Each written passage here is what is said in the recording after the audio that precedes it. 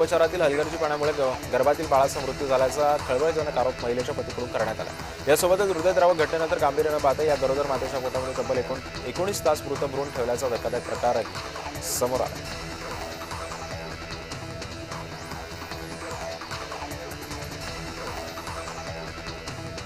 अमरावतीतल्या बडनेरा इथं अतिक्रमण हटाव मोहिमेदरम्यान मोठा थरार पाहायला मिळाला। प्रशासनाकडून सुरू असलेल्या कारवाई दरम्यान एका आंबा विक्रेत्याने संतापाच्या भरामध्ये स्वतःच्या अंगावरती पेट्रोल ओतून आत्मदहनाचा प्रयत्न केला।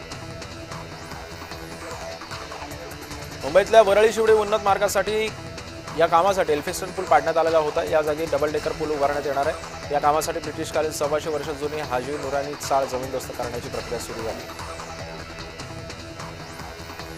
छत्रपती संभाजीनगरच्या पैठण कृषी उत्पन्न बाजार समितीमध्ये कांद्याचे दर घसरल्याने शेतकरी आर्थिक संकटामध्ये सापडले। कांद्याला प्रति किलो 3 ते 4 रुपये भाव मिळत असल्याने शेतकऱ्यांनी नाराजी उमटवलेली आहे।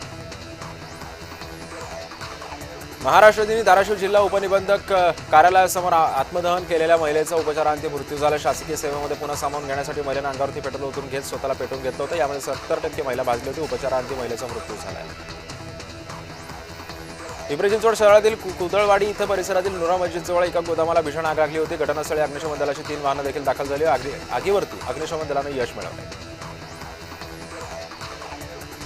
चिपळूण नगरपालिकेची नवीन प्रशासकीय इमारत उभारण्यासाठी नगरपालिकेची जुनी इमारत पाडली जाणार आहे। नगरपालिकेचं काम संपूर्ण तात्पुरत्या स्वरूपामध्ये दुसऱ्या ठिकाणी हलवण्यात येणार असल्याचं बोललं जातं। नागपूर वाहतूक शाखेतील महिला कॉन्स्टेबलवरती दुचाकी चालकानं हल्ला केला। मालती पाल असं या कॉन्स्टेबल महिलेचं नाव असून हल्ल्याची घटना सीसीटीव्हीमध्ये चित्रित झाली आहे। नसरापूर प्रकरणी सकल ब्राह्मण समाजाच्या वतीनं शिरपूर तहसील कार्यालयावरती मुकमोर्चा काढण्यात आला। यावेळी काळा फिती बांधून मुकमोर्चामध्ये तरुणींसह महिलांची उपस्थिती होती। हे प्रकरण जलद गतीनं न्यायालयामध्ये चालवून आरोपीला फाशीची शिक्षा द्यावी अशी मागणी करण्यात येते। डहाणू दिवा लोकलमध्ये मराठी भाषेला दुय्यम स्थान दिलं जाते। डहाणू दिवा लोकलच्या डब्यामध्ये सर्वत्र गुजराती जाहिराती प्रसिद्ध केल्या जात असताना मराठी भाषिक लोकल प्रवासी नाराज झाले। मराठी भाषिकांकडून संतप्त व्यक्त प्रतिक्रिया देण्यात आल्या।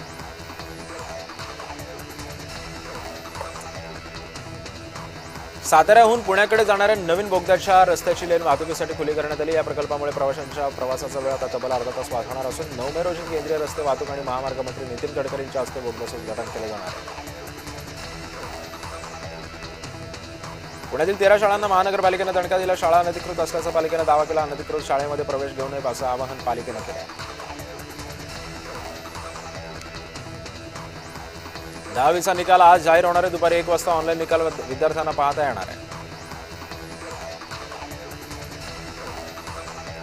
नागपूर पोलिसांनी यशोधरा नगरमध्ये ऑपरेशन थंडर अंतर्गत अंमली पदार्थ विरोधात मोहीम राबवली। पोलीस आयुक्त रवींद्र कुमार सिंघल यांच्या नेतृत्वामध्ये ऑपरेशन राबवण्यात आले। दिव्यांगांची कर्ज मर्यादा 50,000 रुपयांवरून 5 लाख करा असे आदेश दिव्यांग कल्याण मंत्री अतुल सावे यांनी अधिकाऱ्यांना दिले। दिव्यांग बांधवांनी स्वावलंबी होणं हेच आपलं ध्येय असल्याचं सावे म्हणाले। मुंबई वॉटर मेट्रो प्रकल्पासाठी महत्त्वाचा करार संपन्न झाला। मुख्यमंत्री फडणवीस आणि नितेश राणेंच्या उपस्थितीमध्ये करार झाला।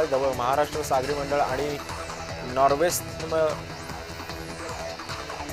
नॉर्वेस्थित मे हायके एएस कंपनीमध्ये करार झालेला आहे।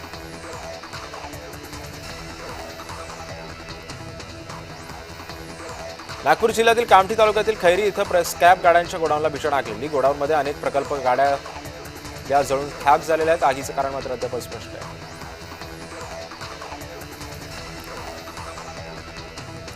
सोन्याच्या दरामध्ये 3,000 रुपयांची वाढ तर चांदीच्या दरामध्ये 7,000 रुपयांची वाढ झाली। गेल्या आठवड्याभरामध्ये सोन्याच्या भावामध्ये 3,000 रुपयांची तर चांदीच्या भावामध्ये सुमारे 10,000 रुपयांची घसरण झाली होती।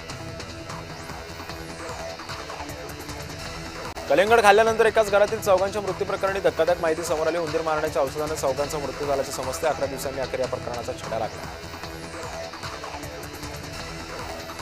कल्याण डोंबिवलीमध्ये फेरीवाल्यांच्या प्रश्नावरून राजकारण चांगलंच तापले। पालिकेमध्ये अतिक्रमण विभागाकडून होणाऱ्या कारवाईच्या निषेधार्थ शरद पवार गट आक्रमक झालाय।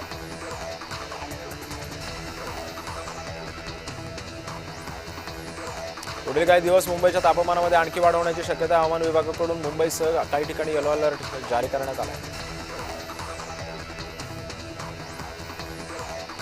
नवी मुंबई मनपा परिवहन सेवेमध्ये 285 नवीन बसेस दाखल होणार आहेत। परिवहन समितीच्या विशेष सभेमध्ये 285 नवीन बसेस खरेदी करण्याच्या प्रस्तावाला अखेर मंजुरी मिळाली आहे। माजी राष्ट्रपती रामनाथ कोविंद यांनी सहपरिवार साई समाधीचं दर्शन घेतलं. यासोबतच वंदे मातरम गीताला राष्ट्रीय गीताचा दर्जा मिळाला असा आनंद सुद्धा कोविंद यांनी व्यक्त केला.